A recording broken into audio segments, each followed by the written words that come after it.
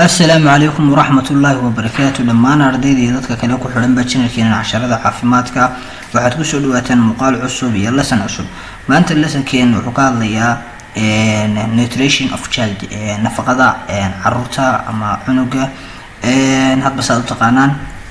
waxaan maanta qaadan doonaa lesson-keeni sideedaad anagoo ka soo hadalnay lesson 1 ilaa lesson 7. haddaan ku soo dhawaano lesson-keena sideedaad waxaan ka hadli doonaa maanta sagaalka waajibka ku ah sagaalka nafaqo ee waajibka ku ah in la siiyo ilmaha yar wuuna u baahan yahay. Every parent has a heard that children should be eating a balanced diet. parent kastaba carruurtiisa isaga madax uga ah ama mas'uul uga ah waxay markaa cunayaan oo ah balanced diet, cunto markaa isku dheelitiran. but laakiin a balance of what? balance muxuu yahay? And here are the 9 nutrients that every child should be getting on a daily basis. halkan hadaba waxaan ku qaadan doonaa nafaqooyinka carruurta mar walba ah waajibka sagaal nafaqo oo markaa waajib ah inuu ilmahaasi helo ayaan markaa halkan ku qaadan doonaa. haddaan koobaad eegno waa borotiinka. borotiinku wuxuu ilmaha ka caawiyaa dhisidda unugyada iyo burburinta la burburinayo cuntada taasoo lagu bedelayo energy tamara iyo in la dagaalamo infectionskii markaa soo weeraray iyo inuu qaado oxygentii. haddaba cuntooyinka haddaba laga helayo ay ku badan tahay borotiinku maxaa kamid ah?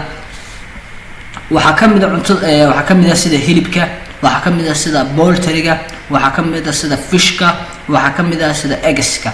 intaasba hilibkii iyo digaagii iyo kalluunkii iyo beedkiiba intaasba waxa uu cunaysa maamada. ilmihi hadduu ilmo yar yahay caadi yahay hilib cuni kari maayo, digaagna cuni kari maayo, taa macnaheedu weeye. marka hooyadii baa cunaysa, hooyadina marka waxay ku khasban tahay inay ilmaheeda naas ka siiso sida uu ilmaheedaas u helo cunto dhammaystiran uu naasku ugu noqdo. anigu ilmihii kale marka hadda 3 sano jiray 5 sano jiray cuntooyinkiisu weyn intaas aanay ka maqnaan.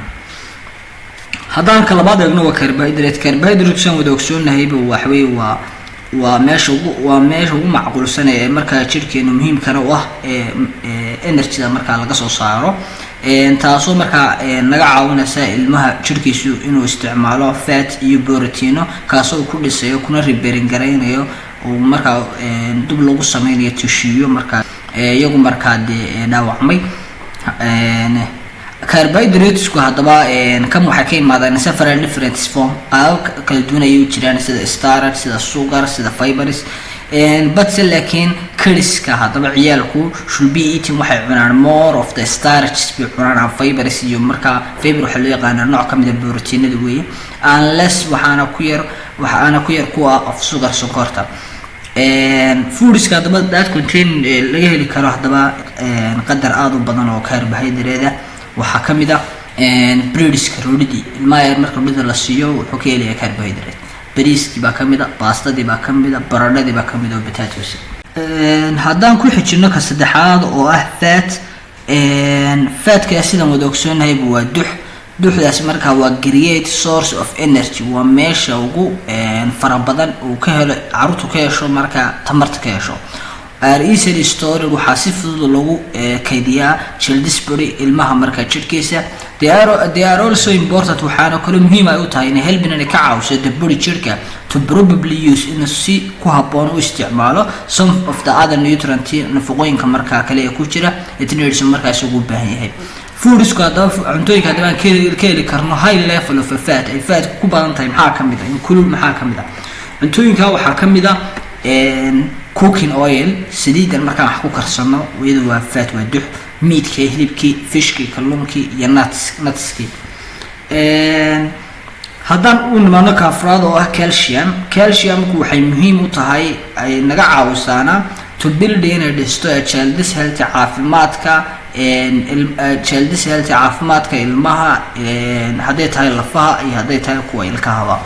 it's also important waxay kale muhiim u tahay for blood clotting xinjirowga dhiiga and for nerve iyo neerfayaasha muhiim u tahay. waxaan kale muhiim u tahay maskalka iyo heart function iyo shaqada wadnaha. haddaba cuntooyinkan ka heli karno high level of calcium ka heli karno qadarka aadka u sareeya calcium ka heli karno waxaa kamid ah milka caanaha, yogurt, burcadka kamid ah iyo ice creamka. intaas waan ka heli karnaa calcium oo ka heli karnaa. Thank you aad baad mahadsantihiin. waxaan continuously wada doonaa another lecture kale annagoo ku sii dhammaystiran doona nafaqooyinka aasaasiga ah ee loo baahan yahay inuu ilmaha yar helo.